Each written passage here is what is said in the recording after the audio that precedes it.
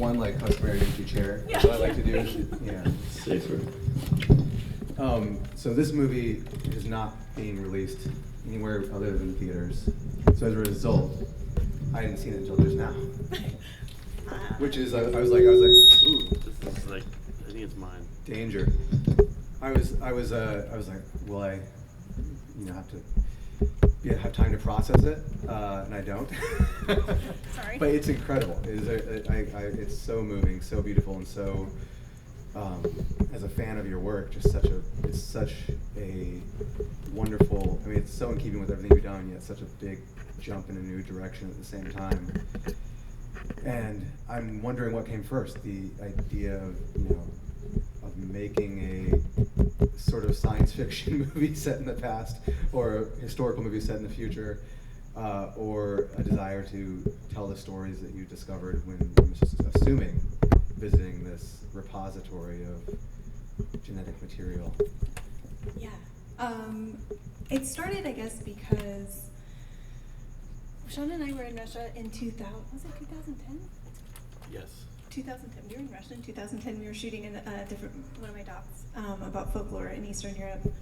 And we were just walking past the seed bank, and the translator that we were working with was like, oh yeah, here's the world's first seed bank. And I had a certificate in biology, in botany, and had studied biology in college, so I was very interested. And it was sort of immediately, Sean and I were like, this would be a good movie. And the more I read about it, the more I wanted to make the movie. And of course, the more research I did, the more the story changed. But it became pretty clear to me early on that it was going to be a narrative and not a doc, or somewhere in between the two. Same translator that told us that the best sushi in the world was in St. Petersburg. He lied. Yeah, it wasn't true. It's not true. That place is actually totally shitty. Yeah. I'd totally forgotten that place. Yeah, not good. So it just became a very long process of researching, many years reading journals and diaries and basically textbooks about the siege, until I was so depressed. And then I was just driving through Wyoming at one point and saw the entire movie play in my head from start to finish in black and white with the music. And I called Sean and I was like, okay, it's time. We're gonna make this movie in Russia. He was like, great. And how long ago was that? Yeah. It was like 8 years later. Yeah. Yeah, it took a long time.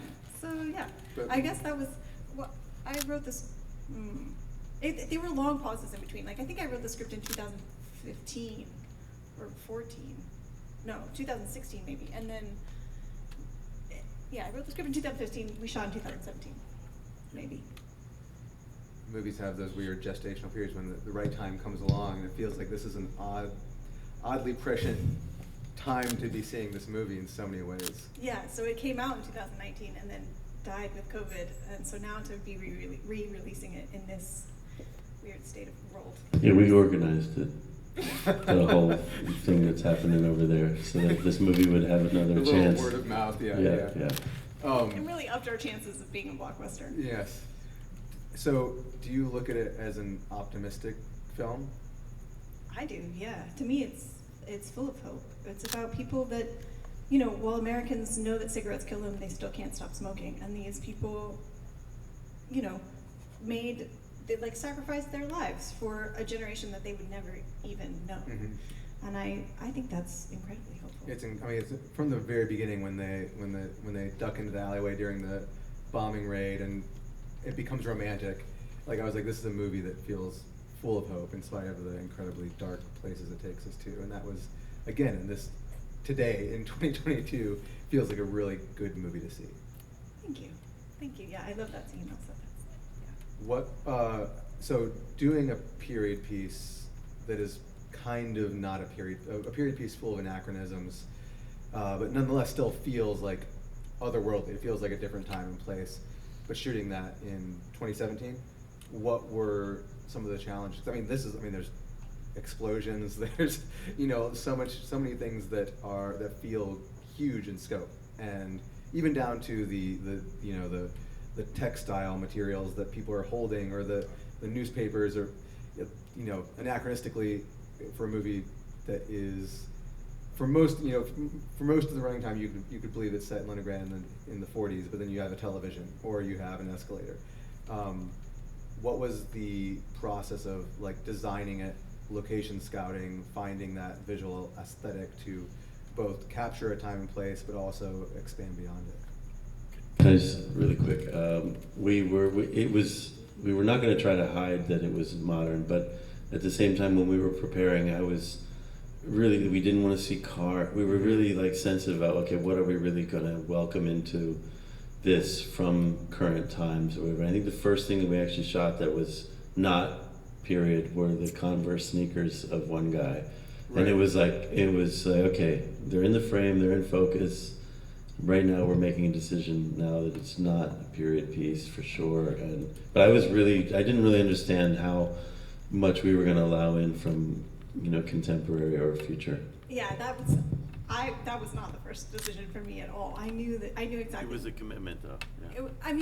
It was committed from the get-go, and that was like, we were pretty late shooting during that point. But I do remember that scene.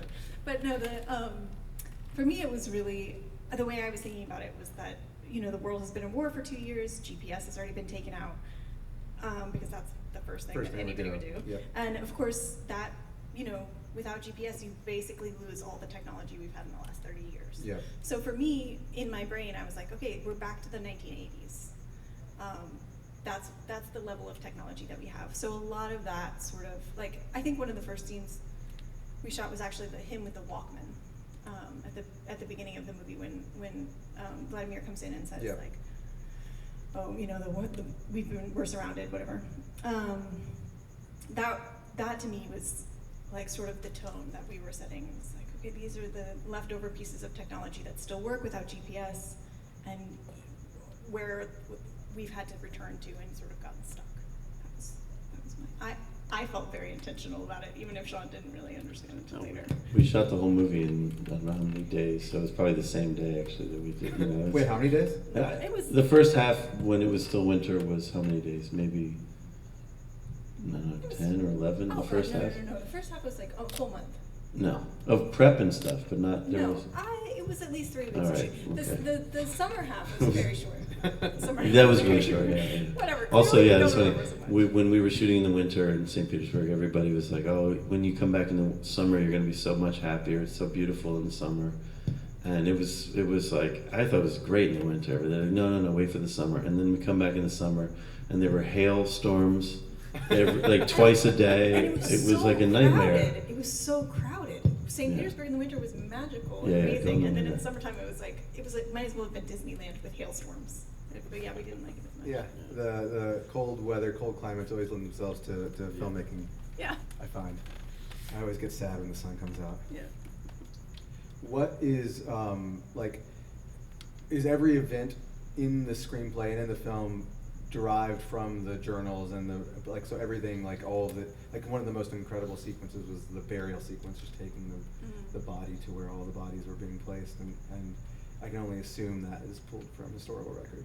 Yeah, so everything that happens in the film was literally pulled lock, stock, and barrel from journals, with the exception of the love story.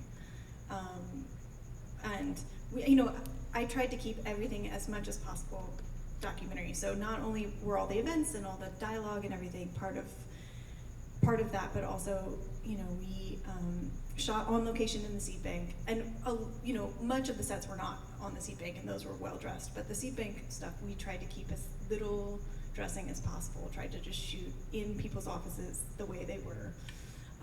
A lot of the extras in the seed bank were actual workers that work there still. And they trained the actors, so whenever they're doing something in the seed bank, that was something that the workers at the seed bank were like, this is what we would be doing today if you guys weren't here. So, the breadline scenes, a lot of the older people you see in the breadlines were actually survivors of the siege. Wow. That we got to participate. So that was, it was so important to me that we just kept it as pure as possible and as true as possible. And how did you cast in general for your leads? We had a casting director who presented us. Maxime was instant. The moment he walked in, I was like, yep, he's gonna work. And then Elisa was so hard to cast. She was the very last person we saw, and they were like, if it's not this person, you just have to pick from somebody else we've seen, because you have like 3 weeks before you start shooting. So she came in, she blew us away in the what is the word I'm looking Audition? for? Audition, thank you. Yes. That one. And yeah, so it was a pretty short process, honestly. But. And how did this compare to your experiences as documentary filmmaker? Because all of your documentaries sort of like feel like a combination of codexes and folklore, like this weird intersection of the two. And this film participates in that while also, of course, functioning as a beautiful narrative. I mean, when you mentioned that's like everything's pulled from reality except for the love story, and it's like, oh, just like Titanic. Great, I'll take that comparison. But it still is very much in keeping with everything you've done. And like, but how do you as a filmmaker feel? Like, what did you learn moving in this direction? And did it feel different to you? Yeah, I mean, it felt so different. I mean, in the past, it's just mostly been Sean and I, and some high school student, maybe, wandering around the countryside making films. And this, the cast and crew in this was over 100. So it was immense for me. I mean, not, obviously not day to day, but in toto. It was immense. It was my, really my first time working with actors, which was a new experience. Which to me, I'm so grateful that it was in Russian and I don't speak Russian, because I was able to sort of bypass the performance and just to ask myself whether I believed them or not. It was very easy for me. It was very intuitive. It wasn't easy, but it was an intuitive process where I could just be like, did I believe it? Okay. And then my second AD, Asia, was amazing, and she really was with me during that whole acting process. And she'd be like, oh, they tripped on this word, let's do a different take for that reason. So she could really keep the Russian aspect of it. And then for me, it was really just like, okay, this either worked or it didn't. Yeah. In a really simple way. But we had such an amazing cast and crew. I mean, it was a joy to shoot. Were they all, was it entirely a crew of people that you've never worked with before? Yeah, not a lot of English language, but it was kind of a lot of intuition and sort of strange. I don't know, maybe the crew was really like one of the best crews I've ever worked with, even though I couldn't really actually have any kind of conventional communication. And I said this before, like when the camera would sort of be on a tripod and sort of just on, and I'd go away to get a cup of Coca-Cola this big or whatever, because that's all they had, and then I'd come back and the whole crew would be like looking at the monitor trying to figure out how to make that frame work, and it wasn't even a frame that was, it wasn't intentional, it was just kind of on. Yeah, because we didn't, and then it would just be this like amazing thing that would be happening. The rooms would be filled with just texture, detail.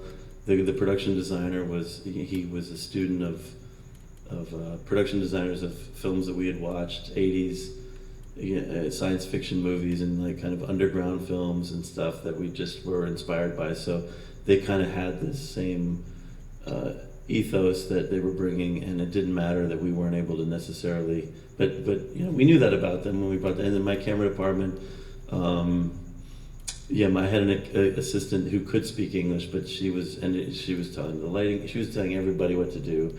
And then while she was doing that, I had another young guy that I was just talking to about like some rock band from the 90s that I didn't know about, that he was really, it was really strange chemistries happening, but then it was like, it's one of the best looking things I've ever been attached to or responsible. I mean, I watch it and I don't even understand like sometimes how, because there was not a lot of, for me at least, and my crew and stuff, it was not a lot of talking.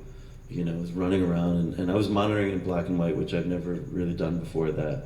So I was really seeing very clearly contrast and things like that, which was really an opportunity.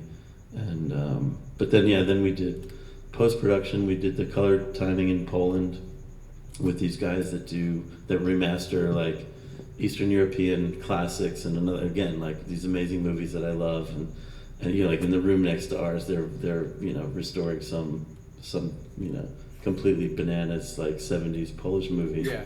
that I just can't. I'm like, wow, okay, it's the same people. So then they come and they see our stuff. We shot on a Sony FS7, which is a prosumer camera, and they were like taking it as seriously. And I don't know, it was just, we just like, visually at least, I can say. She did all the sound and stuff, which also is, I encourage everybody to see this in theaters because it also is, well, even though it's the only way to see it, but the sound is like very impressive, you know. I do want to talk about the sound, but I did want to say one more thing about. Anyway, great crew. Yeah, it was a great crew, but also I feel like part of what helped was that we had all the same references. I mean, Sean and I, but also the team. Everyone knew, you know, we would say, Sean would mention some obscure Russian movie and everyone would be like, yes, we know this one. And they really, you know, everyone was so excited to shoot in black and white. That was like, especially the costumers just were, you know, to me the textures in the film are really incredible, and they just did such a good job being like, okay, well, colors, that's not, you know, what's important is to get those materials, and I think that really helps. And they all know war movies. Like that's what they all know how to make so well. Like, yeah, getting things to blow up, different particular qualities of smoke. Like, it was, you know, that's what they do every day. I think you two are two of the biggest cinephiles I've known or know, and I just remember, you know, on a subway talking about movies, like, oh, you guys have seen so many movies that I've never even heard of before, back in like 2008 or something like that, and just being like so dumbstruck by your knowledge. So, you know, I look at this, I'm like, okay, I see La Jetée, I see Stalker, I see the easy ones, but what are some of the, when you say some of the crazy 80s underground Russian movies, what are some of the titles we should check out? I watched a lot of stuff that I wouldn't have watched with you also. Just really nasty stuff. Really really grimy stuff. This Yevgeny Yufit, he did these underground 16mm and 8mm movies. But I know that Solo and Dead Man's Letters, and some of that stuff. And what was that Ukrainian? This was the real thing. That also like Paraton's not obscure, but he's always the hero. Yeah. Shadows of Forgotten Ancestors. Yeah, that's for me always like anything. If I had to do a romantic comedy, I think it would still have to be. You feel like that's our number one. Yeah, somehow these things are. Yeah. No, what was that black and white film? Maybe Ukrainian. With the tree. Okay, I don't know.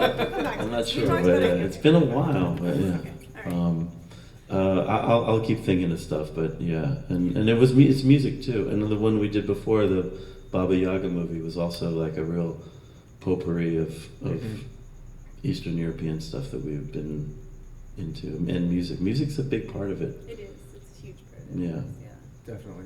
And I want to get to the music and sound, but I've got to ask, hopefully it's not a reductive question, but the use of color intermittently, and I think just 2 instances, was just three Yeah. was great.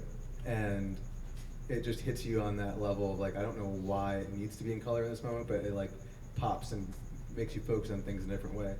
And just wanted to hear about the decision-making process that was premeditated or something discovered in post. Totally premeditated. Partly, well, I know it was all premeditated. But the one thing when there's like sparks falling, part of that was we doubted doing that in color, I think, and then when we switched it to black and white, it just looked like snow. So that was like no, it has to be clear that this is something, there's a fire element to it. But I think it was always in the design. I don't think that we actually even switched it back. But we knew that day going in that we were going to. No, but yeah, exactly. But we did. Because we had already talked about that during the script process. Right, we switched monitoring though, and yeah. We were like, this has to be in color because otherwise it's just going to look like snow. Yeah. And that was sort of the start of like, okay, for me it's always about trebling, so I needed the 3 scenes. So I was like, okay, if this one's going to be in color, what are the other 3 moments then? If by Lindsay Anderson is my favorite movie of all time, and it's color and black and white, and it was black and white, some scenes purely for practical reasons because of lighting and things like that, but then they would randomly choose other scenes to do black and white just to make it seem artistic. But that's not what we were doing. We were very particular. but I'm okay with that. I would have been okay with that if we'd been. I did a side anecdote. I did a movie once, and I had to show a cut to the studio, and I was like, any scene that's not done yet, I'm just going to make it black and white. And so it was a mixture of black and white and color, and it freaked everyone out in the studio, of course. They were like, wait, is this your intention? And suddenly I was like, wait, maybe it should be, because it was really great. It was really cool. I made sure we were recording in black and white and then there'd be no, Could go yeah, back, no. yeah. So I asked Paul Schrader what Dog Eat Dog he made, Yep. which is all color except there's a strip club in black and white. And I said, why did you make that scene in black and white? He says, when have you seen like a modern strip club in black and white? And that was it. That was enough reason for him to make that scene black and white. I'm like, it should be like that. We should be not even, have to justify these choices if it feels right for one reason or another. And black and white just looks great. It does. And to me, it really lent. I mean, like I said, we decided early on because it really lent to that sort of timeless Yeah. or untimed atmosphere. Yeah. Unstuck in time, as Yeah. I like to say. There's one point in the movie where I was just like imagining you on set shooting it without the sound of helicopters, and just it made me realize like what a complete world you've built in the sound design, and how much of the story and the narrative we get from that sound design. And now that I've heard that you did it all yourself, like tell us more about that, and then also the music, which is just gorgeous. Oh, thank you. Yeah. I mean, I composed it myself. No, I did not. Yeah. The sound was really important to me always. I've always done the sound for our films, and usually I edit the films without sound and then go back and add sound. Like I edit just silent, and this one was not so different.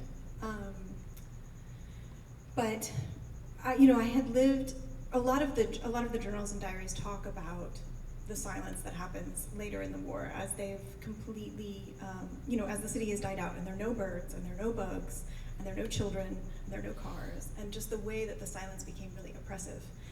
And I had lived in the Arctic for a while making a film a couple of years before this, and that silence was something that had really, it wasn't silence of war, it was just the way the landscape is there. There are very few bugs, there are very few birds, and at certain times of the year there's no wind. And it was this sort of silence where like it feels like there's something actually pressing on your eardrums. Like it's so deeply unsettling.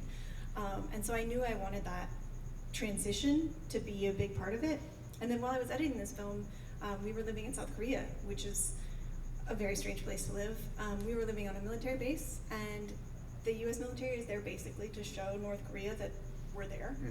And so they would run these exercises all the time. And it was, the sonic landscape of the place that we lived was obscene. I can't even describe it. I mean, there was just, there were loudspeakers everywhere, and there was music and announcements and sirens and all sorts of stuff coming out of the loudspeakers all the time.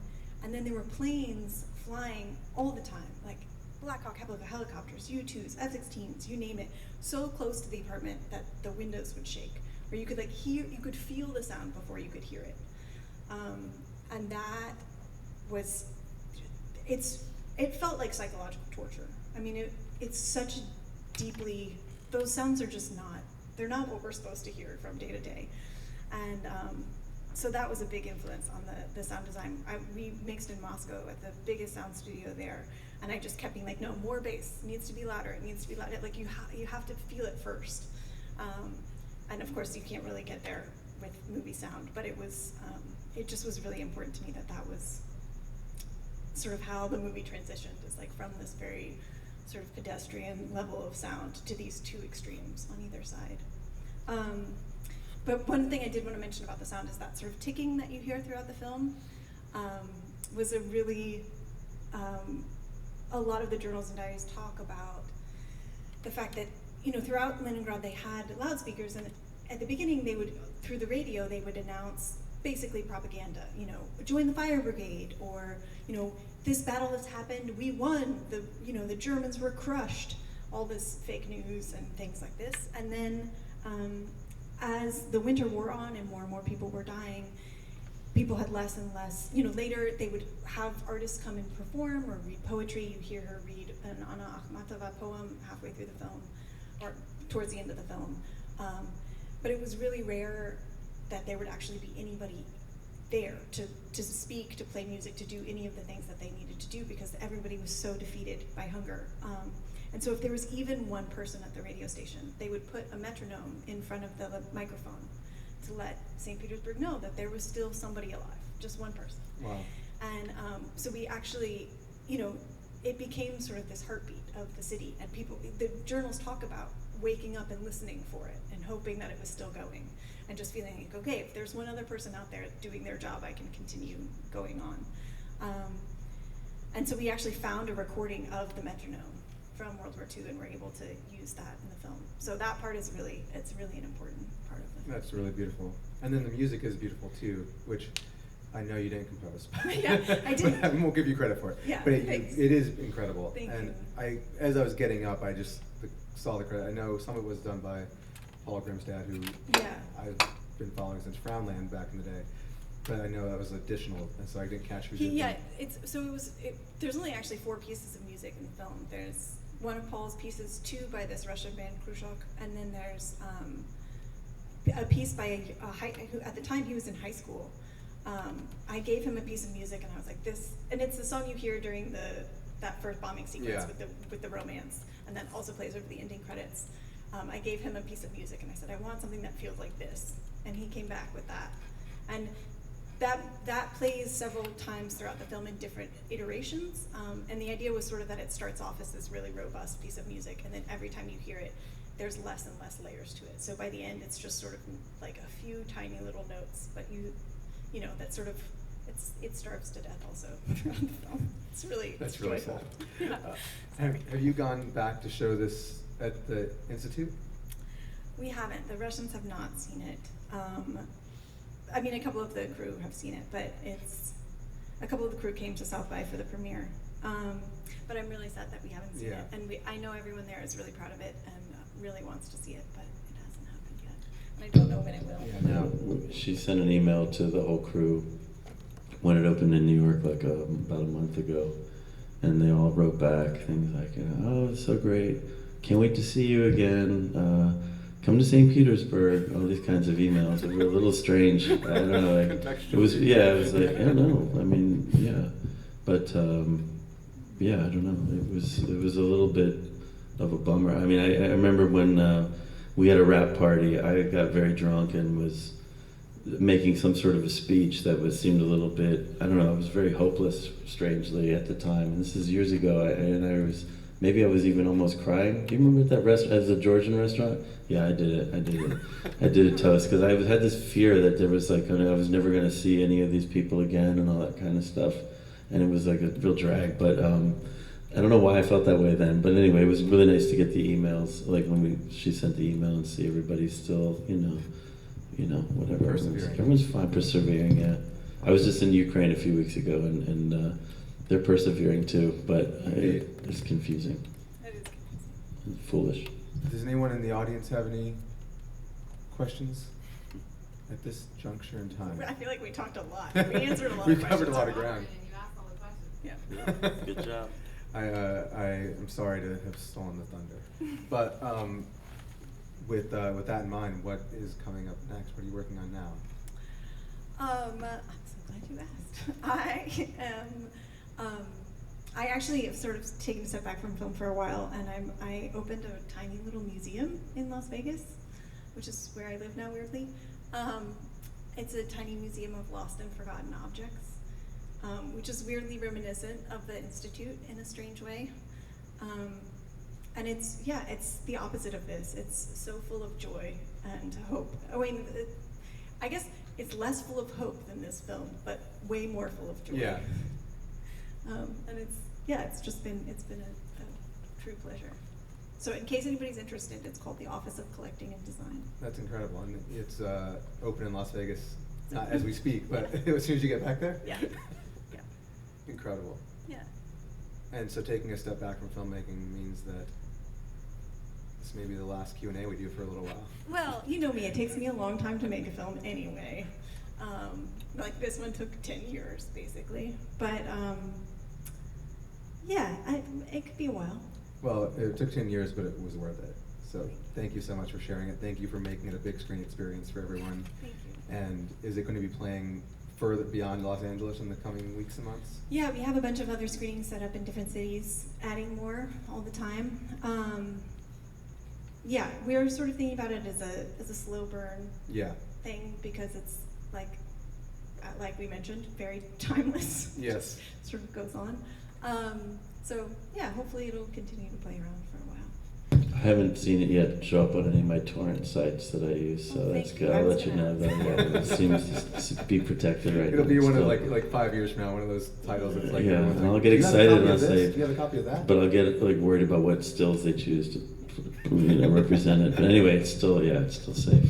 Success. Yeah. Well, thank you all for coming tonight. Yeah, Thank thank you you both guys for so coming much. to share Thank you it. guys so much for coming. And if, there's a way to spread the word for other screenings. Yes, please. Please spread the word. Spread the word, Yeah. basically, through social things. The social media things that. that people do these days. that I don't know about. Incredible. Thank you all. Thank you. Thank you. Thanks. All right.